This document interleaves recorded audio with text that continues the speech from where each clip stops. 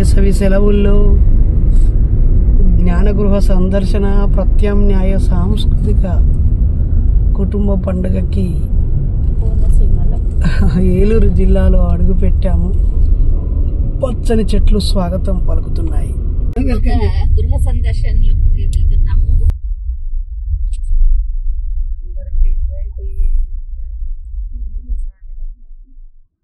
Black shirt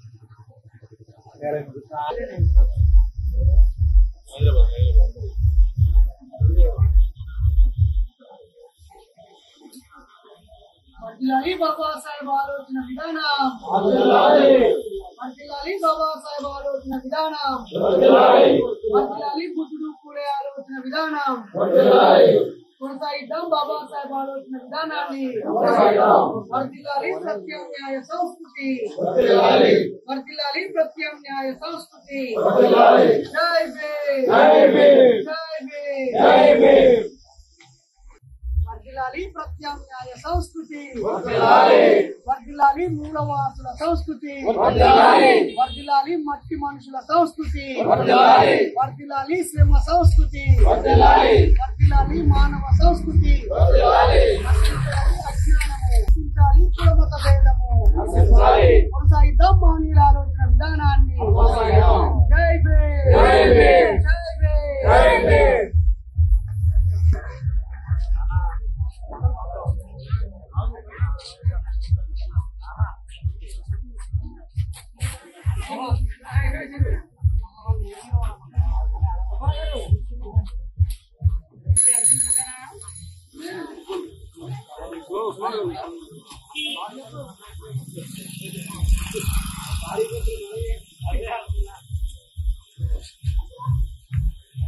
జై భీమ్.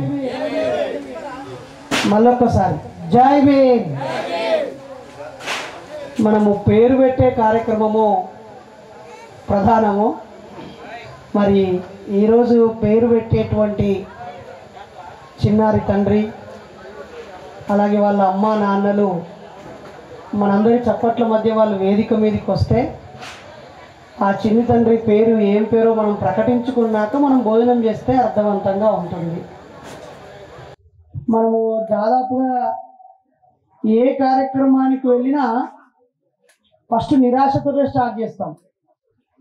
10ంటికి అనుకున్నాం, ఇంకా అసలు 10ంటికి కాదు, జనాలు వచ్చిందే 11ంటికి 12ంటికి.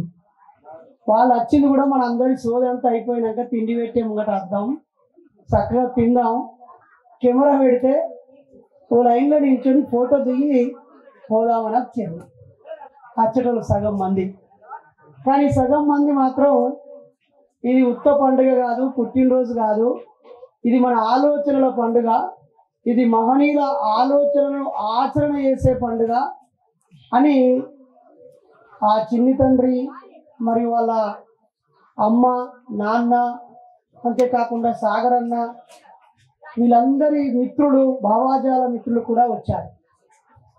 అలా అని ఇలాంటి మీటింగ్లు రోజు కూడా జరుగుతున్నాయి. ఎంతసేపు వింటాం, ఎన్నిసార్లు వింటాం?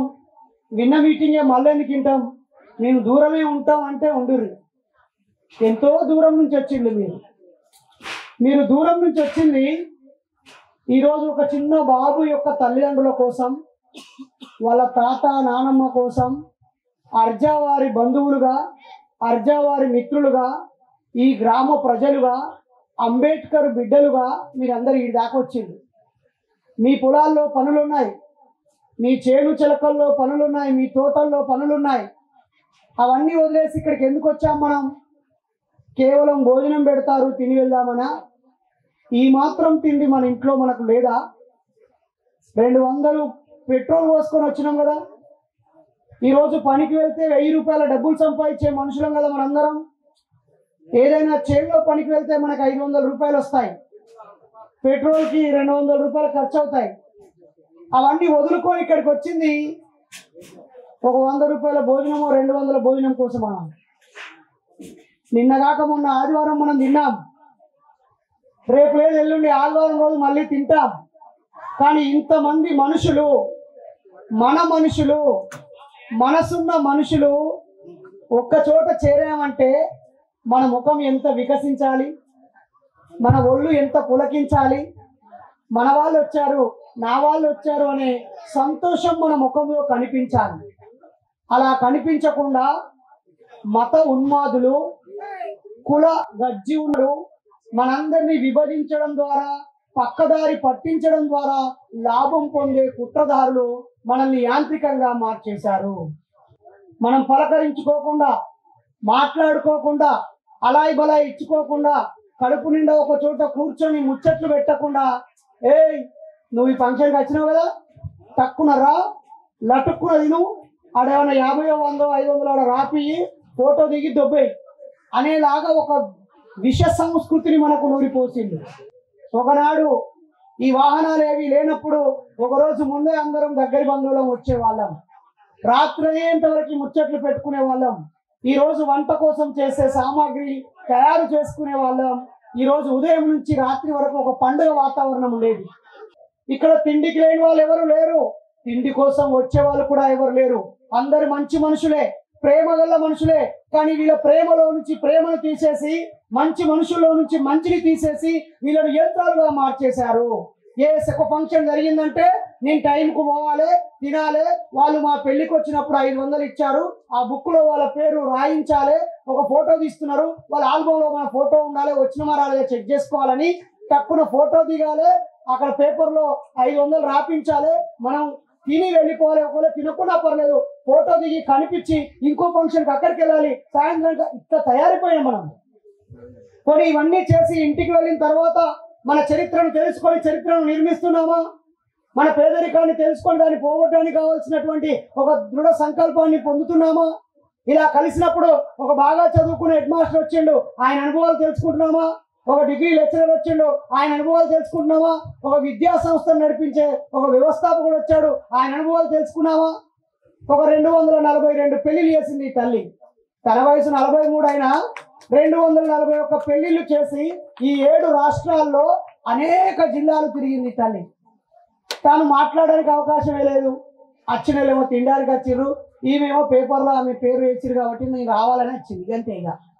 ఇక మీరు వచ్చిర్రు తినిపోరి, మేము వచ్చిన అట్లా మైక్ పట్టుకొని ఫోటో దిగి మేము పోతాం. ఇక్కడ బుద్ధుడి ఫోటో పెట్టుకున్నారు, ఇక్కడ పెరియార్ ఫోటో పెట్టుకున్నారు, జ్యోతిరావు పూలే ఫోటో పెట్టుకున్నారు, ఇక్కడ బాబాసాహెబ్ బాటలో పుట్టినరోజు జరుపుకుంటారు. అసలు ఈ పుట్టినరోజు ఇక్కడ ఎందుకు జరుపుకోవాలి? ఎక్కడెక్కడి నుంచో ఎవరెవరినో ఎందుకు పిలవాలి? ఇంతమంది ఎందుకు ఆగాలి?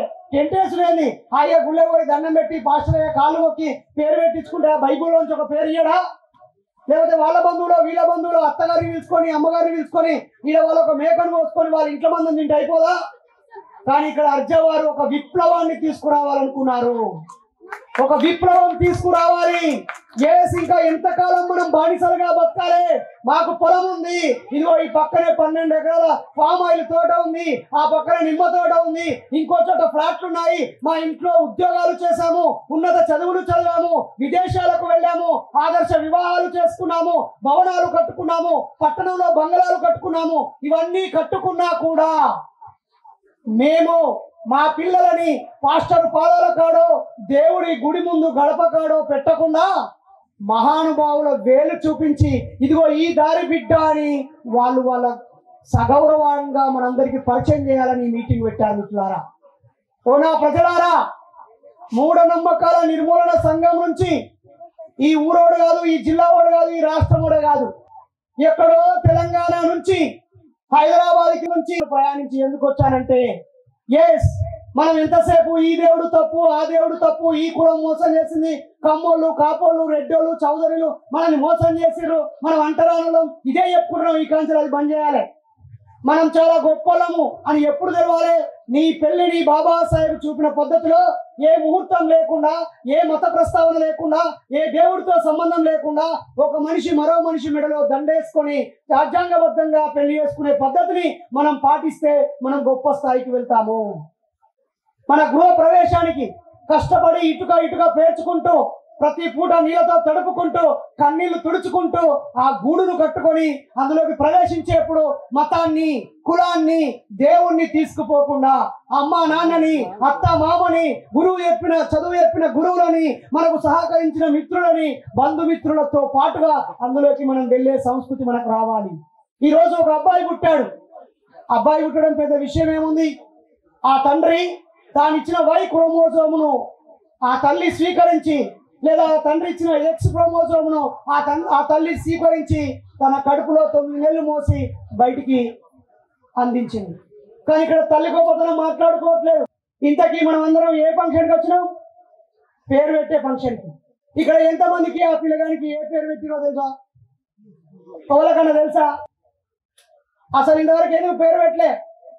అందరు వచ్చినాక పెడదామని ఆగిన మిత్రులారా, మీ అందరికీ ఒక ప్రత్యేకమైన పేరుని ఆ తల్లిదండ్రులు మీకు ఇప్పుడు ప్రకటించడానికి ఆ తల్లిని, ఆ తండ్రి, ఆ చిన్నారి పాపని దయచేసి వేదిక మీదకి రావాలని మీ అందరి చప్పట్ల మధ్య కోరుతున్నాను. ఎస్, మనం వచ్చిన ఫంక్షన్ ఎవరికి? ఇదిగో ఇలా గట్టిగా చప్పట్లు కొడదామా?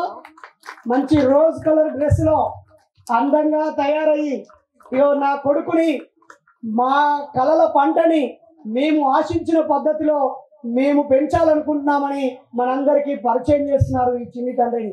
ఒకసారి చప్పట్లు కొడదామా? ఈరోజు హీరోకి చప్పట్లు కొడదామా? చెల్లెమ్మ నీ పేరు మనీషా.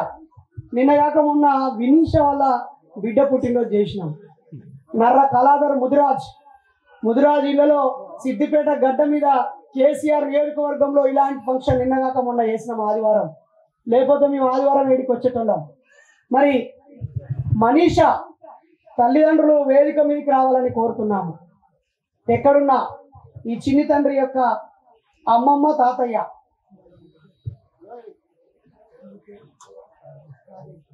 రాజేష్ కుమార్ వాళ్ళ అమ్మ నాన్న కూడా వేదిక మీదకి రావాలని ఆహ్వానిస్తున్నాము.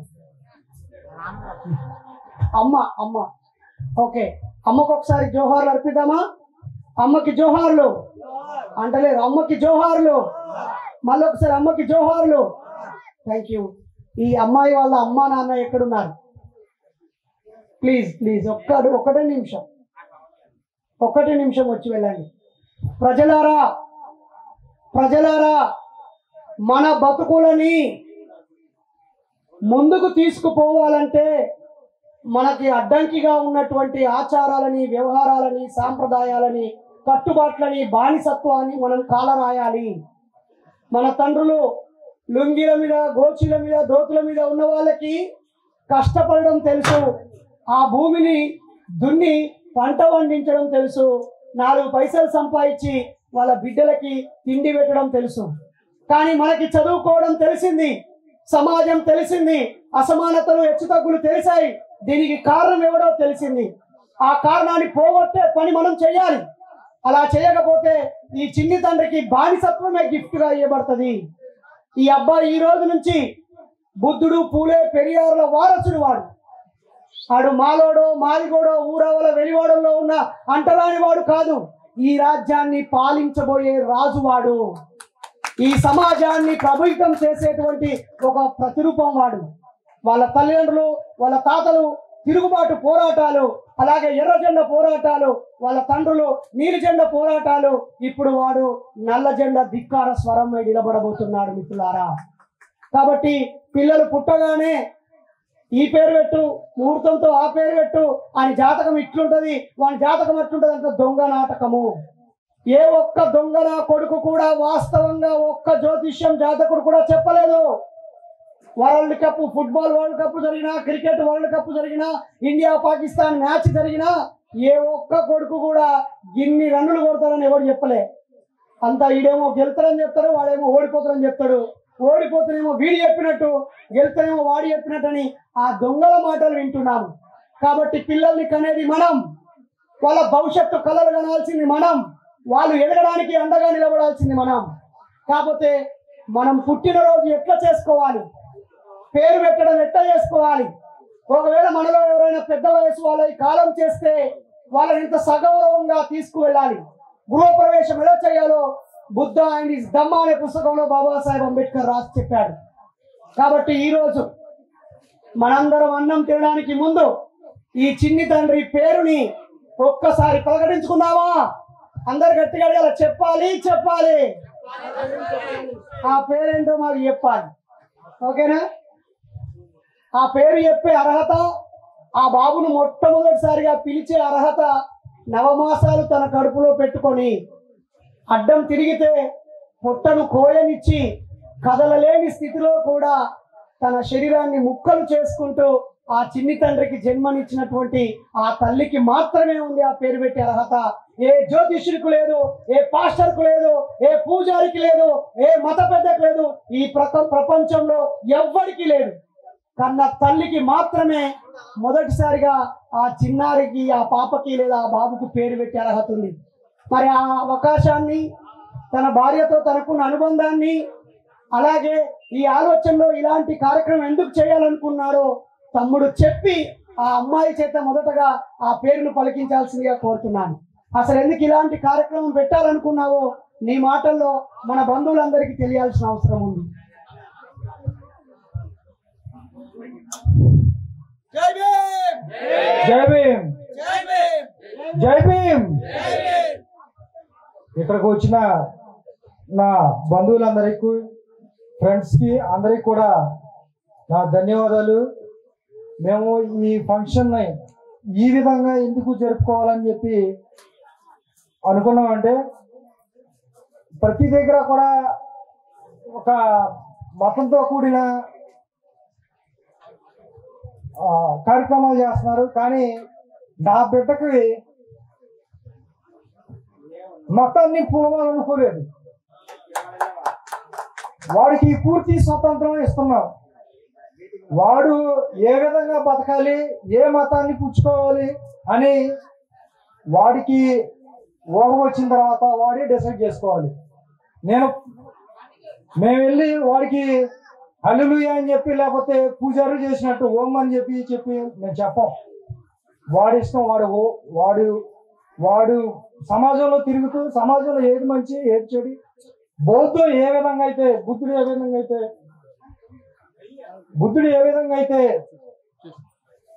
మంచిని మంచిలాగా చెడుని చెట్టులాగా చెప్పాడు, అదే విధంగా మా బిడ్డ కూడా ఆ విధంగా తయారవ్వాలని చెప్పి ఇప్పుడు పెట్టినటువంటి జరుపుకునే కార్యక్రమాలన్నీ కూడా హైందత్వంతో కూడిన క్రిస్టియానిటీ అనేకమై దాంట్లోనే కూడా హైందత్వం ఉంటుంది.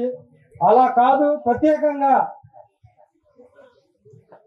బాబాసాహెబ్ అంబేద్కర్ మన పూర్వీకులు ఎలాగైతే జరుపుకుంటారో ఆ విధంగా హేతువాదంతో కూడిన విధంగా జరుపుకోవాలని చెప్పి మేము అనుకున్నాం. అందుకనే ఈ కార్యక్రమానికి ప్రత్యామ్నాయ సంస్కృతి అంటే మన సంస్కృతి. ఇప్పుడు ఇక్కడ కనుక బైబుల్ ఈ పాస్టర్లు ఉన్నారనుకోండి, వాక్యాలు చెప్తారు. ఇక్కడ పూజారులు ఉన్నారు, వాళ్ళు కూడా సంస్కృతితో కూడిన వేదాలు వల్లిస్తారు. ఇక్కడ బాబాసాహెబ్ అంబేద్కర్, బుద్ధుడు, కమ్యూనిస్టులు ఏదైతే భావజాలం ఉందో అదే ఇక్కడ వల్లించారు వీళ్ళందరూ కూడా.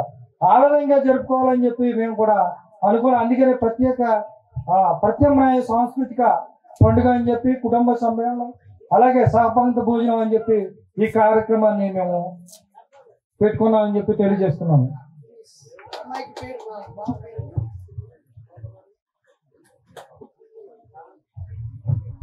ప్రతి వ్యక్తి తన ఇంట్లో జరిగే పండుగలని బంధుమిత్రులను పిలుచుకొని చక్కగా భోజనం పెట్టి అందరి కష్ట సుఖాలు తెలుసుకొని వాళ్ళ ఇంట్లో ఉన్న విజయాలని పంచుకొని ఎవరెవరు ఏ ఏ రంగాల్లో అభివృద్ధి చెందుతున్నారో మాట్లాడుకొని ఇక్కడి నుంచి వెళ్ళేటప్పుడు నేను నా బంధువులను కలిశాను, నా మిత్రులను కలిశాను, ఇంతకాలం నేను చేస్తున్న పనిలో ఇంకొంచెం మెరుగ్గా చేస్తాను, నేను చేస్తున్న అనవసరమైన ఖర్చులను తగ్గించుకొని నేను వీరులాగా అభివృద్ధి చెందుతాను అనేటువంటి స్ఫూర్తిని పొందే విధంగా మన పండగలు ఉండాలి. అందులో ఏ దేవుడితో అవసరం లేదు, మనకు ఏ కులమత భేదాలతో అవసరం లేదు, ఏ ఆచార వ్యవహారాలతో అవసరం లేదు. మనుషుల సంబంధాలు, మానవ సంబంధాలు, స్నేహము, ఆనందాల మధ్య ఇలాంటి ఉత్సవాలు జరగాలని కోరుతూ మరి ఇప్పుడు మనందరం 10 అంకెల నుంచి 9 అంకెల వరకు లెక్క పెడదాం. 10, 9, మనం 1 అనగానే అమ్మాయి వాళ్ళ బాబు పేరుని 2 సార్లు చెప్పుద్ది. ఓకేనా? రెడీయా? 10, 9, 8, 7, 6, 5, 4, 3, 2, 1, 0. Oxygen Reddy. Oxygen Reddy. Oxygen Reddy.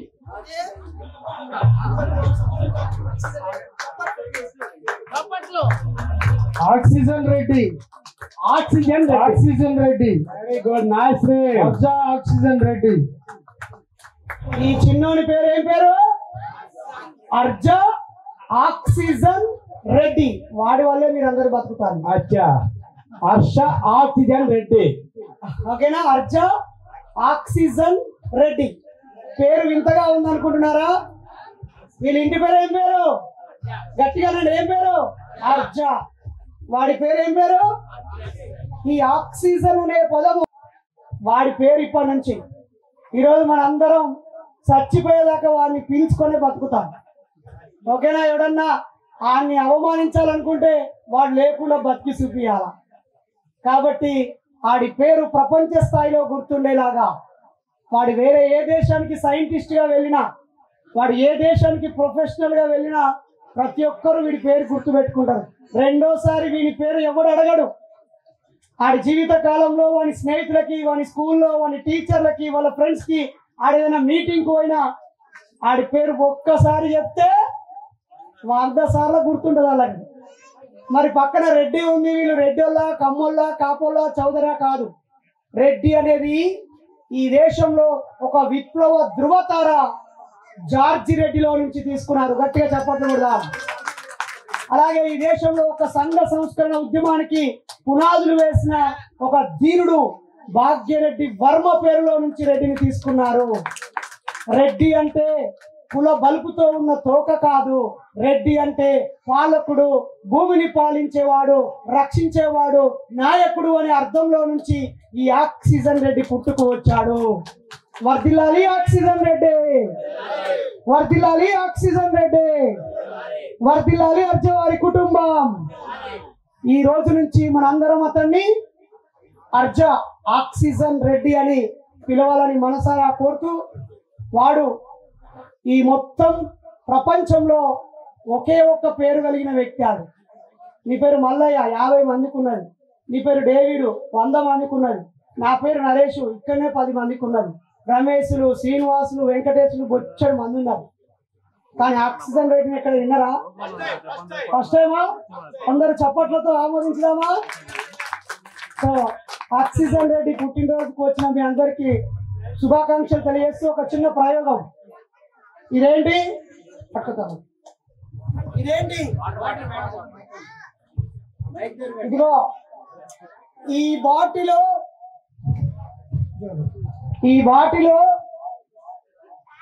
మన బతుకులో మన అమ్మా నాన్న కష్టపడి ఒక ఇల్లు కట్టి కొంత భూమి కొని, మనం కూడా కష్టపడి కొంత డబ్బు సంపాదించుకొని ఈ బాటిలో పోసుకొని ఇక్కడ దాకా నింపుకున్నాం. ఇన్ని డబ్బులు సంపాదించినాం. సంపాదించిన డబ్బులన్నీ అలాగే మనం కాపాడుకోవట్లేదు. మనం తినడానికి పోగా, కట్టుకునే బట్టలకి పోగా, ప్రయాణాలకి పోగా, చదువుకయ్యే ఖర్చులు పోగా, హాస్పిటల్ ఖర్చులు పోగా, అన్ని రకాల ఖర్చులు పోగా కొన్ని డబ్బులు మిగిలాయి మిత్రులారా. మిగిలిన ఈ డబ్బులని మనం దేనికి ఖర్చు పెడుతున్నామంటే, మన ఇంట్లో ఒక పనికి వాళ్ళ ఫంక్షన్ పెడతాం. ఆ తర్వాత ఆడపిల్ల పుట్టగానే పేరు పెట్టే ఫంక్షన్ పెడతాం. ఆ తర్వాత ముక్కు చెవులు కుట్టించే ఫంక్షన్ పెడతాం. ఆ తర్వాత లంగవని ఫంక్షన్ పెడతాం. లేకపోతే అక్షరాభ్యాసం అనే ప్రోగ్రాం పెడతాం.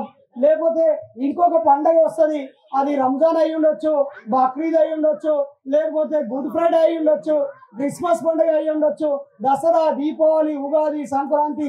ఈ అమ్మ జీవితం అంతా దేవుళ్ళకు పూజ చేసుడు ఇవే. ఇవి కాకుండా జాతరలు, పండుగలు, పబ్బాలు ఇవన్నీ సరిపోలేదని వాడు మధ్యలో పైనుంచి తిన్నదరక్క తాగే అలవాటు, తిరిగే అలవాటు, పిచ్చి వేషాలు, చెడ్డ అలవాట్లు అన్నీ పెట్టుకొని వాళ్ళు సంపాదించే పైసలు తిండికి, చదువుకి, బట్టలకి కాకుండా అనేక పనికి మాలిన ఫంక్షన్లతో, పనికి మాలిన కార్యక్రమాలతో వాళ్ళ డబ్బులన్నీ పోతున్నాయి మిత్రులారా.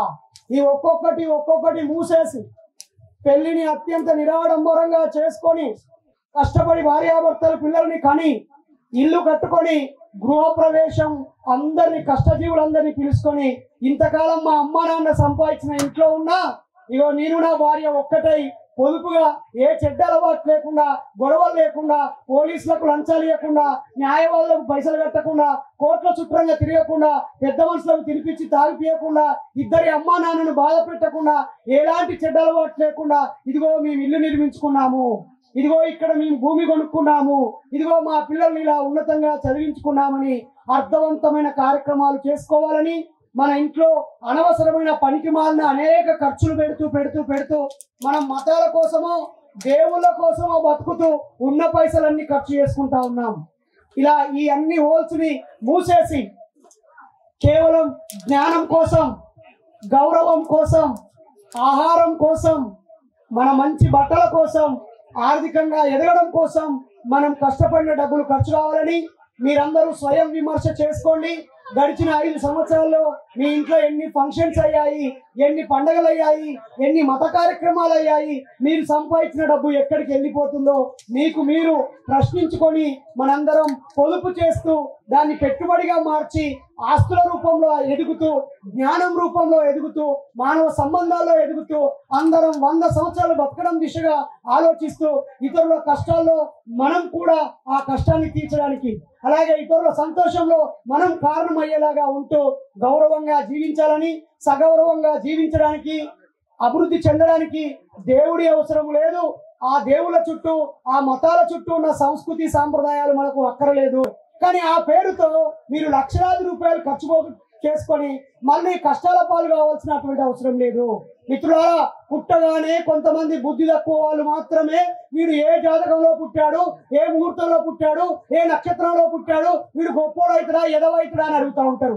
మరి ఆర్మీలో ఉద్యోగం చేసేటోళ్ళందరూ ఒకే ముహూర్తంలో పుట్టారా? మరి ఒకే ఉద్యోగం చేస్తున్నారు కదా. ఒక అణుబాంబు వేస్తే ఒకేసారి లక్షల మంది చచ్చిపోయారు హీరోషిమా నాగసాకిలో. మరి వాళ్ళందరూ ఒకే జాతకంలో పుట్టారా? ఎందుకు 1,00,000 మంది చచ్చిపోయారు? ఇప్పుడు యుద్ధం సరిగా జరిగి ఉంటే, పాకిస్తాన్కి భారతదేశానికి మంచి గొడవ అయి ఉంటే ఈ ఆసియా ఖండంలో అమెరికా వస్తువులు అమ్ముడు పోవు. ఇక్కడ ఆర్థిక మాంద్యం వస్తుంది. ఈ ఆర్థిక మాంద్యం అటు తిరిగి ఇటు తిరిగి బలిసిన దేశమైన అమెరికా తోక అంటుకుంటది. కాబట్టి ఇక్కడ యుద్ధం వస్తే వస్తువుల రేట్లు పెరుగుతాయి, ఉద్యోగస్తుల జీతాలు తగ్గుతాయి, అన్ని రకాల ఆర్థిక సంక్షోభం ఈ ప్రపంచానికి వస్తుంది. ఎందుకంటే అతిపెద్ద జనాభా ఉన్న 150 కోట్ల జనాభా ఉన్న దేశం యుద్ధంతో ఉంటే ఎంత మార్కెట్ పడిపోద్దో వాడు ఆలోచిస్తున్నాడు. కాబట్టి మిత్రులారా, ఈరోజు జైళ్లలో మగ్గే వాళ్ళందరూ కూడా ఒకే ముహూర్తంలో పుట్టినోళ్ళు కారు కదా. కాబట్టి పుట్టగానే వాడి ముహూర్తం చూసి నీ పేరు ఇది అని పెట్టకూడదు.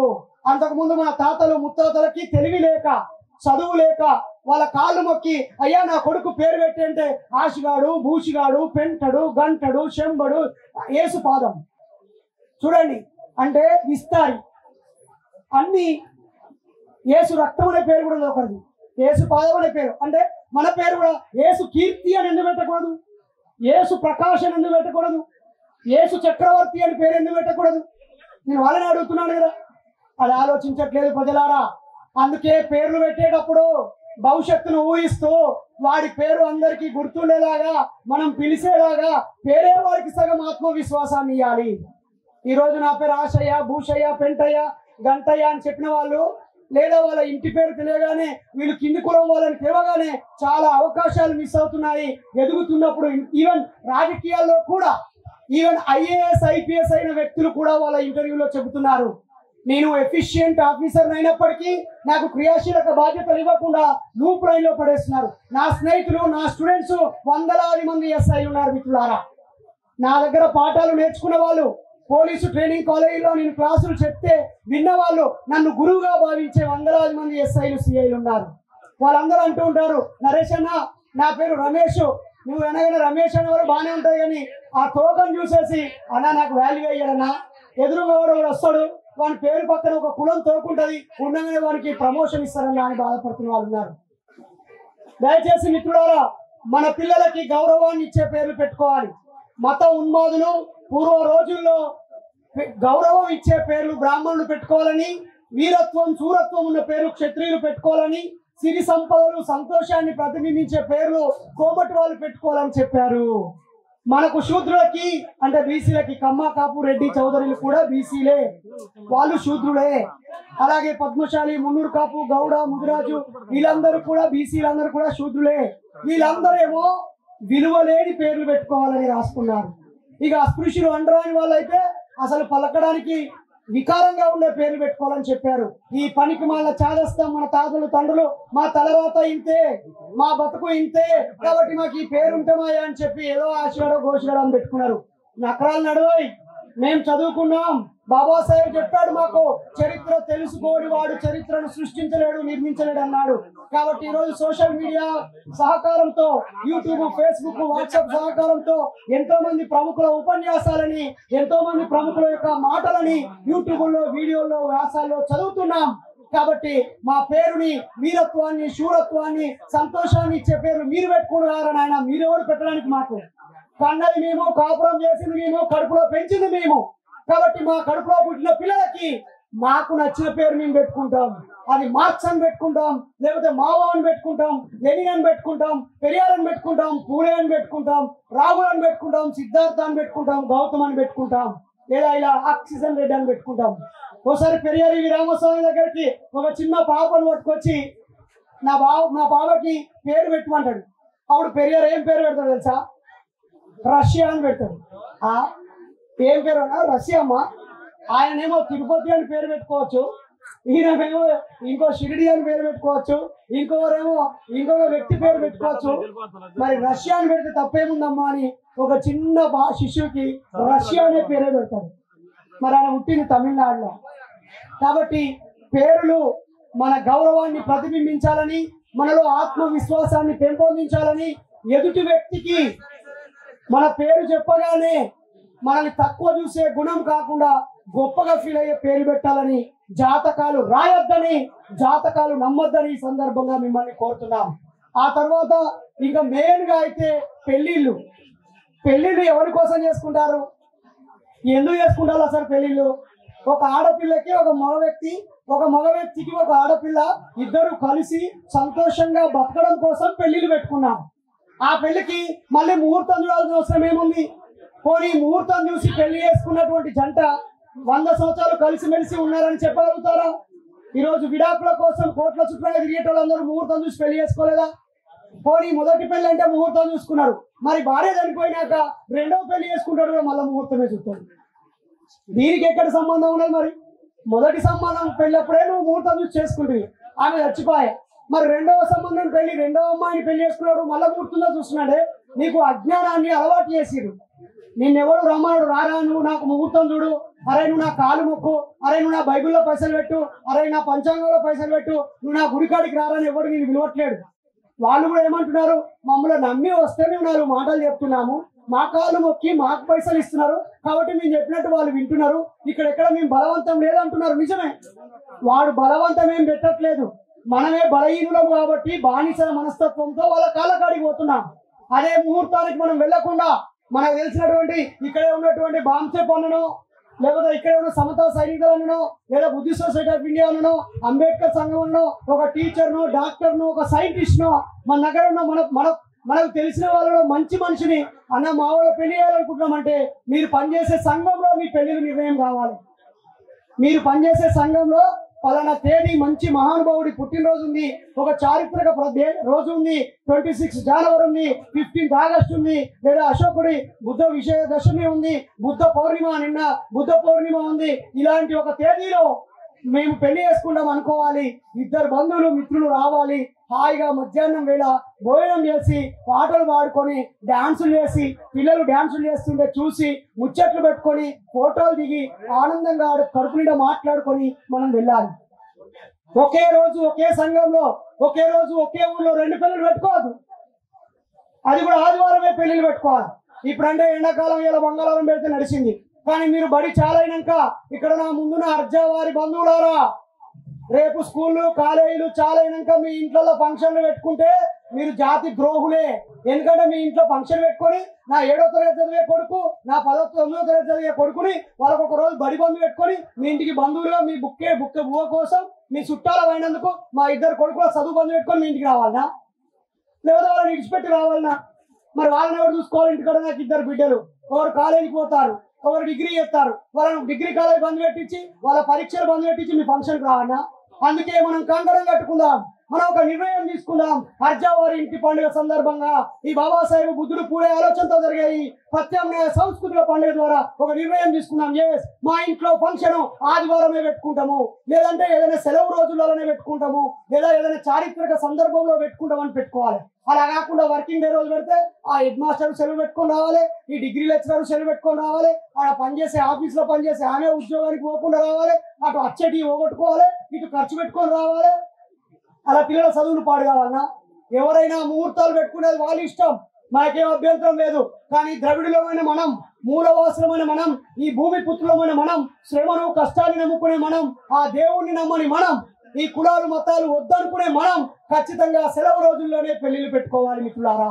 దానివల్ల ఎంతో మంది విద్యార్థులకు ఒక రోజు చదువు పాడైపోకుండా కాపాడిన వాళ్ళం అవుతాము.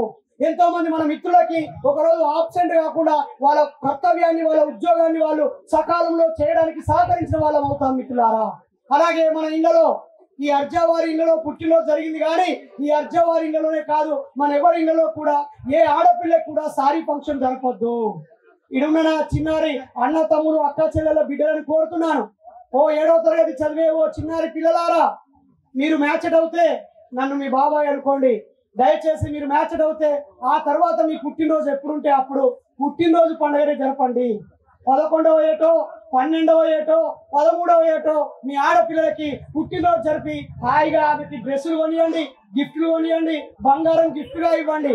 అంతేగాని నా బిడ్డ 9వ తరగతి చదువుతుంది, 8వ తరగతి చదువుతుంది, పెద్ద మనిషి అయిందని ఆ మూల కూర్చోబెట్టి అరటాకులు వేసి ఇక ఒక ఫోటో పెట్టి, ఇంతకుముందు నా బిడ్డ మామూలుది ఇప్పుడు పెద్ద మనిషి అయిందని కార్డుల మీద ఆమె ఫోటో పెట్టి ఫ్లెక్సీలు వేసి ఫోటో షూట్లు పెట్టి ఆమెకు చీరలు కట్టి ఆమె కట్టుకో కాలేజ్ అయిపోయేదాకా చెత్త పనులు పెంట పనులు మానేద్దాం. ఆడపిల్లలు మీరు కూడా మా ఫ్రెండ్కి సారీ ఫంక్షన్ అయింది, మా అక్కల ఫ్రెండ్కి సారీ ఫంక్షన్ అయింది, పెద్ద అక్కకు సారీ ఫంక్షన్ చేసిరు, నాకు మంచి నాకు చీరలు వస్తాయి, నాకు గోల్డ్ వస్తాయి అనే పిచ్చాశ వద్దు బిడ్డ. మీకు చీరలు కాదు కావాల్సింది, గోల్డ్ కాదు కావాల్సింది, మీకు ఆత్మవిశ్వాసం కావాలి, మీకు ధైర్యం కావాలి, మీకు జ్ఞానం కావాలి. ఈ దేశంలో మీరు స్వేచ్ఛగా ఎదిగేటువంటి స్వాతంత్రం కావాలి. అంతేగాని వీడియోలు కావాలి, బంధువులు వచ్చి మాతో ఫోటోలు దిగాలి, మాకు చీరలు ఇవ్వాలి, అవన్నీ పనికి మానే బిడ్డ. అవి మన సంస్కృతే కాదు. ఒక రోజు ఆ సంపన్న కులాల్లో, దోపిడీ కులాల్లో ఆడపిల్లలు దొరకక ఎవరు పెద్ద మనిషి అయ్యారో అందరికి ఊరందరికి తెలియడం కోసం ఆ ఆడపిల్లను బలి పశువుగా పెట్టి ఈమె పెద్ద మనిషి అయిందని ఆమెను ఎత్తుకుపోవడానికి, కన్యాశుల్కం ఇచ్చి ఆమెను కొనుక్కుపోవడానికి, లేదా ప్రతి ఎదవ ఆమెను తప్పుగా చూడడానికి ఊరంతా టంకాయించి నా బిడ్డ పెద్ద మనిషి అయిందని చెప్పుకునే ఒక దిక్కుమాలిన సంస్కృతిని ప్రతి ఒక్కరు ప్రచారం చేశాడు. ఆ పనికి వాళ్ళ సంస్కృతి మనం వదిలేద్దాం. వాళ్ళు చేసుకొని, వాళ్ళు సారీ ఫంక్షన్ చేసుకొని వాళ్ళు బాగా బలిసిన వాళ్ళు, వాళ్ళ కులంలో ఆడపిల్లలు లేరు కాబట్టి వాళ్ళ ఆడపిల్ల ఫోటో అయితే ఇలా చూద్దాం, మంచిగా ఉంటే మంచిగా ఉన్న బిడ్డ చల్లగా బతుకందాం. మనం ఆ బిడ్డలు కూడా తప్పుగా వంకాయ పెట్టక్కర్లేదు. వాడు బలిసినోడు, తెగ బలిసినోడు, కష్టపడకుండా దోపిడీ సంపాదించింది కాబట్టి వాడు డబ్బులను నీళ్ళలాగా ఖర్చు పెట్టుకొని, కానీ కష్టపడి సంపాదించేటోడు వృధా చేస్తే వాడు దేశ సంపదను నాశనం చేసినట్టు. అలాగే దోపిడికి, పీడనకి, అన్యాయానికి, అక్రమానికి, దుర్మార్గానికి గురైన మనం దీన్ని గుర్తించకపోతే ఎట్లా? సంస్కృతి అంటే ఒక కాలంలో జీవించే ఒక ప్రాంతంలోని ప్రజలు ఆచరించే అన్ని కూడా. నువ్వు తినే తిండి నీ సంస్కృతి, కట్టే బట్ట నీ సంస్కృతి, నీ భాష నీ సంస్కృతి, నీ పెళ్లి విధానము, నీ పుట్టినరోజు విధానము, నీ గృహప్రవేశ విధానము, నువ్వు చనిపోతే సాగనంపే విధానము, ఇవన్నీ కూడా ఆ ప్రాంత ప్రజలు పాటించేదాన్ని సంస్కృతి అంటారు. కానీ ఇప్పుడు మనం అంతా విష సంస్కృతిలో ఉన్నాము. టీవీలో, సినిమాల్లో చూపించే సంస్కృతిని నిజమైన సంస్కృతి అనుకుంటున్నాం. ఓహో పెళ్లి అంటే ఆ పాట పాడాలి. ఏ పాట? కళ్యాణం కమనీయం అనే పాట రావాలి, లేకపోతే ఆ సీతమ్మ వాకిట్లో సినిమలేపు అనే పాట రావాలి, లేకపోతే ఇట్లా తలంబ్రాలు పోతుంటే నువ్వు దిట్టిన అని ఆ పాటలు, ఆ వెనకాల క్యాసెట్లు, డ్రోన్ కెమెరాలు, డ్యాన్సులు, అప్పగింతలని ఒక సినిమా పెట్టి ఇక కొడుకుల చేతిలో పెట్టి ఏడుస్తా ఉంటే దాని దగ్గర వీడియో తీస్తుంది. ఏం దరిద్రం అది? ఆయన అప్పగించలేంది. ఆయన కన్యాదానం అసలు దానవుడు ఏమంటాను నిన్ను నీకు వచ్చి కూర్చున్నాక ఇక ఒక అమ్మాయిని లేపి ఇగో మేమిద్దరం ఈ రోజు నుంచి కలిసి జీవిస్తున్నాము, నేను ఎక్కడైనా తప్పుగా కనిపిస్తే నన్ను అనండి, మేము ఎక్కడైనా తప్పుగా కనిపిస్తే చెప్పండి, ఇగో మేమిద్దరం అఫీషియల్గా ఒక రూమ్లోనే పడుకుంటాము, మేమిద్దరం కలిసి జీవిస్తాము, మేము భార్యాభర్తలం అని ప్రకటించడమే పెళ్లి. పెళ్ళి అంటే ఇద్దరు మనుషులు కలిసి జీవిస్తామని చేసుకునే సామాజిక ఒప్పందం. ఆ ప్రయాణంలో ఆమెకు నేను నచ్చకపోయినా నాకు ఆమె నచ్చకపోయినా పెద్దవాళ్ళందరూ మాకు నచ్చ చెప్పాలి, బుద్ధి చెప్పాలి, మాకైనా చెడ్డ బుద్ధి ఉంటే సరిదిద్దాలి. ఆ బుద్ధిగా మార్చుకోలేని అనుకున్నప్పుడు నేను భార్యను మార్చేయాలి, ఆమె భర్తను మార్చేయాలి. ఎస్ నేను నాకు సెట్ అవ్వట్లేదు తప్పుగా అనుకోవద్దండి అని మేమిద్దరం స్నేహితులాగా చేకండించుకొని కావలసిన బలమైన కారణాన్ని పెద్దల మధ్య ఒప్పించుకొని మేము డైవర్స్ తీసుకోవాలి. ఈరోజు నాగార్జున అనే హీరో తన మొదటి భార్య అయినటువంటి హీరో వెంకటేష్ వాళ్ళ సిస్టర్ని పెళ్లి చేసుకున్నాక వాళ్ళకి సెట్ కాలేదు, ఆమె వదిలేసి అమెరికాకు వెళ్ళిపోయింది, అక్కడ ఇంకో వ్యక్తిని పెళ్లి చేసుకున్నది. ఈరోజు అక్కినేని నాగార్జున కొడుకైనటువంటి ఆయన పేరేం పేరు ఉంటుంది కదా నాగ చైతన్య వాళ్ళ అమ్మ అమెరికాలో ఉంటుంది, వాళ్ళ నాన్న నాగార్జున. ఆ తర్వాత ఆయన అమల అనే ఒక ఆవిడని పెళ్లి చేసుకున్నాడు, ఇక్కడే బతుకుతున్నారు. ఈరోజు ఆ నాగ చైతన్య పెళ్లికి అమెరికాలో ఉండేటువంటి నాగార్జున యొక్క మొదటి భార్య వచ్చింది తన భర్తతో పాటుగా. తన భర్తతో పాటు ఆమె వచ్చింది, ఈయన రెండో భార్యతో పాటు ఈయన ఉన్నాడు. ఆ తల్లికి ఈ తండ్రికి పుట్టిన ఇతను మధ్యలో ఉన్నాడు, పెళ్లి జరిగింది కదా. జరిగిందా జరగలేదా? వీళ్ళు మనం ఆలోచించట్లేదు మిత్రులారా, వక్ర బుద్ధితో ఆలోచిస్తున్నాం, చెత్త బుద్ధితో ఆలోచిస్తున్నాం. విడిపోవడం తప్పు కాదు, కానీ ఒకరినొకరు మోసం చేసుకోవడం తప్పు. ఆ విడిపోయే క్రమంలో జరిగే అక్రమాలు తప్పు, అన్యాయం చేయడం తప్పు, అక్రమ సంబంధం తప్పు, ఇంకొకరు చీట్ చేయడం తప్పు. ఆ విడిపోతున్న క్రమంలో వీని ఆస్తి మొత్తం నాకేయడం తప్పు, లేదా వీనికి చచ్చిపోయేటట్టు చేయడం తప్పు, లేదా జీవోత్సవ వాళ్ళ శవాల్లాగా ఇద్దరు కలిసి ఒకే ఇంట్లో ఉంటారు. శవంలాగా ఉండే భార్యాభర్తలు ఉన్నారు, 5 ఏళ్ళుగా 10 ఏళ్ళుగా కడుపు నిండా నవ్వని మనుషులు ఉన్నారు. ఒకే ఇంట్లో ఉన్న బెడ్ డైవర్స్ తీసుకొని ఈ బెడ్కు ఇటుకోసం ఒక ఆవిడ అటుకోసం ఒక ఆవిడ పడుకునే వాళ్ళు ఉన్నారు. ఒకే బెడ్ మీద ఉన్న ఒకే ఊర్లో ఉండి వేరువేరుగా బతుకుతున్న వాళ్ళు ఉన్నారు. కాబట్టి మనం మానవ సమాజాన్ని నిర్మించుకోవాలి మిత్రులారా. అంతేకాని పెళ్లి పేరుతో అనేక పెంట పెట్టుకొని, నేను ఒక సైకాలజీ డాక్టర్ని, నా దగ్గరికి రోజుకి కనీసం 4-5 కుటుంబాలు వస్తాయి. వాళ్ళు వస్తేనే నాకు ఆదాయం, ఎందుకంటే ఒక్కో కౌన్సిలింగ్కి 5,000 10,000 తీసుకుంటా, రోజుకో 10,000 20,000 నేను సంపాదించుకుంటా. అందరూ మిగతా 40-50,000 తీసుకుని నేను 5-10,000 తీసుకుంటా కౌన్సిలింగ్కి. వచ్చే కేసులన్నీ అసలు వాళ్ళు పెళ్ళి ఎందుకు చేసుకున్నారో వాళ్ళకి తెలియదు. వీడి దగ్గర ఆస్తున్నాయని చేసుకుంటారు, లేదా ఆమె దగ్గర అంతస్తున్నాయని చేసుకుంటారు, లేదా వీడికి ఉద్యోగం ఉండదని చేసుకుంటారు, లేదా ఆమె బాగా చదువుతాన్ని ఉద్యోగం చేయట్లని, అన్ని ఆర్థిక లెక్కలేసుకునే పెళ్ళిళ్ళు తప్ప ప్రేమ లేని పెళ్ళిళ్ళు, గౌరవం లేని పెళ్ళిళ్ళు, ఇష్టం లేని పెళ్ళిళ్ళు, ఓపిక అర్థం చేసుకునే స్వభావం లేని పెళ్ళిళ్ళు, అన్ని యాంత్రిక పెళ్ళిళ్ళే జరుగుతున్నాయి. మోసం చేసుకొని నటించే పెళ్ళిళ్ళు, లాభాలు లెక్కలేసుకునే పెళ్ళిళ్ళే జరుగుతున్నాయి తప్ప ప్యూర్ మ్యారేజెస్ జరగట్లేదు. ఒకప్పుడు ప్యూర్ మ్యారేజెస్ జరిగేది, అది మన నిజమైన సంస్కృతి. ఆ సంస్కృతిని మనం నిర్వహించుకుందాం.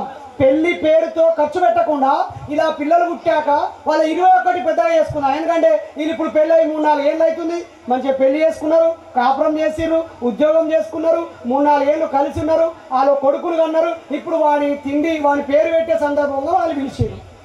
ఇట్లా కాకుండా పెళ్లికి ముందే బోళ్ళని ఖర్చులు పెట్టి పెళ్ళైన తెల్లారి వాళ్ళు ఒకరికొకరు సీక్రెట్లు చెప్పుకొని ఆ తర్వాత అనుమానించుకొని అవమానించుకొని కోట్ల చుట్టంగా తిరుగుతూ ఉన్నారు. ఒక వ్యక్తి, నేను అతని పేరు చెప్పను, 5,000 మంది ప్రజలను పిలిచి 2.5 కోట్ల రూపాయలు ఖర్చు పెట్టి పెళ్లి చేసుకున్నాడు.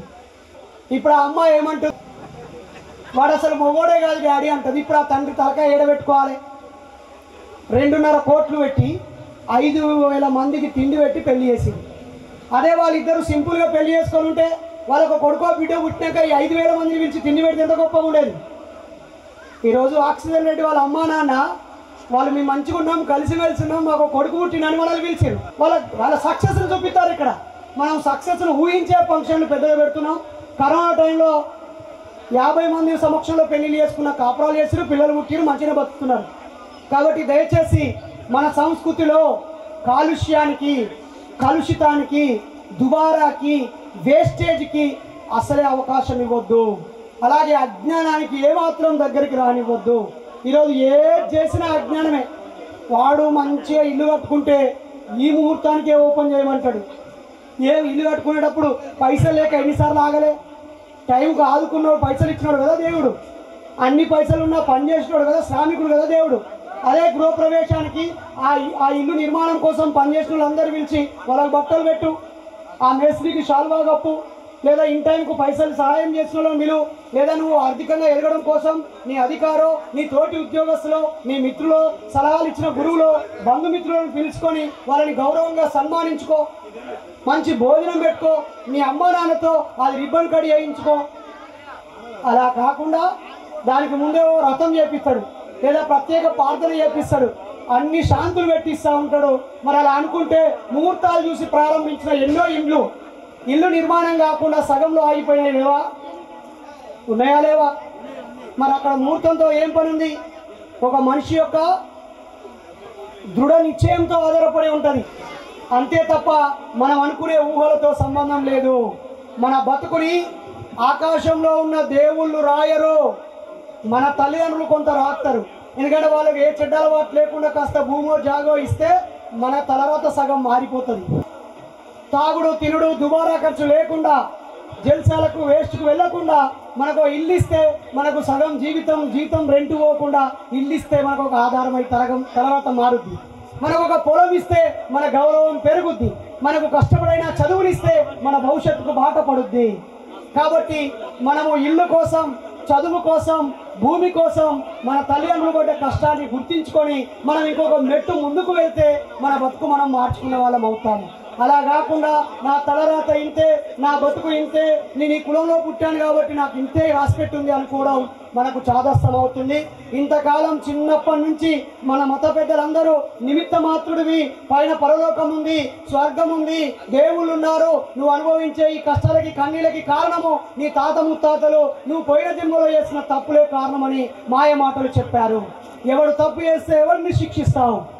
మా జాతులన్నిటికీ చదువు దూరం చేశారు, భూమిని దూరం చేశారు, గౌరవాన్ని దూరం చేశారు, సంపదను దూరం చేశారు. అందుకే ఇప్పుడు మనందరం మన సంపదని దుబారా చేసే ఏ ఫంక్షన్స్ జరుపుకోకుండా మన ఇంట్లో ప్రత్యామ్నాయం మొదలవ్వాలి. అందరం దృఢ సంకల్పంతో ఉండాలి. మా ఇంట్లో పుట్టినరోజుని నిరాడంబరంగా చేసుకుంటాము. మా ఇంట్లో పెళ్లిని ఖర్చులు లేకుండా అతి తక్కువ ఖర్చుతో చేసుకుంటాము. మేము విజయం సాధించాక ఇలా విజయోత్సవ సభలాగా మా పెళ్ళైన 10 ఏళ్ల పండుగని, మా పెళ్ళైన 20 ఏళ్ల పండుగని, లేదా కష్టపడి కట్టుకున్న ఇంట్లోకి వెళ్ళే పండుగని మనం గర్వంగా జరుపుకోవాలి తప్ప అనవసరంగా మంది కోసం ఫంక్షన్స్ చేయొద్దు, మంది కోసం గొప్పలకు పోవద్దు. మా స్నేహితుడు మొన్న వాడు చనిపోయాడు, చాలా దుఃఖమైంది. వాడికి ఎకరం భూమి ఉంటే వాడు చచ్చిపోయి వాళ్ళ 2 పిల్లలు బాధపడుతుంటే ఆ పక్కనున్నోడే డబ్బులు ఇచ్చాడు. ఎందుకు? ఆ సగం ఎకరం వాళ్ళు ఆక్రమించుకోవాలని. మొత్తం 100 డప్పులు కొట్టిర్రు, డీజేలు పెట్టిర్రు, పైసలు చల్లిర్రు, గంధం చెక్కలలో కాల్చిర్రు, రోజు ఫంక్షనే అన్ని పెట్టి పెట్టి పెట్టి మొన్న లెక్కల కూర్చుంటే మొత్తం 7,50,000 అట నెల రోజులలో. 7,50,000 ఏ రోజు ఎక్కడెక్కడ ఎవరికి ఇచ్చిందో చక్కగా రాసి పెట్టి ఆ డబ్బులన్నిటికీ అర్ధెకరం భూమి రాసుకున్నాడు. తల్లిదండ్రులు చచ్చిపోయిలు, అర్ధెకరం భూమి పోయింది. అలా కాకుండా మనం ఏదైనా దుఃఖ సందర్భంలో అనవసరమైన ఖర్చులను తగ్గించి దానికి కూడా ఆల్టర్నేట్ సంస్కృతిని అందించాలని ఈ సందర్భంగా కోరుతూ ఇలాంటి ఒక మంచి కార్యక్రమం చేసిన అర్జా వారికి అభినందనలు తెలియజేస్తూ నా ఉపన్యాసాన్ని ముగిస్తున్నాను. జై భీమ్, జై భీమ్. వర్ధిల్లాలి ప్రత్యామ్నాయ సంస్కృతి, వర్ధిల్లాలి బాబాసాహెబ్ ఆలోచన విధానం, వర్ధిల్లాలి పూలే ఆలోచన విధానం, వర్ధిల్లాలి అర్జా ఆక్సిజన్ రెడ్డి, వర్ధిల్లాలి oxygen Reddy. Thank you so much. Thank you అన్న.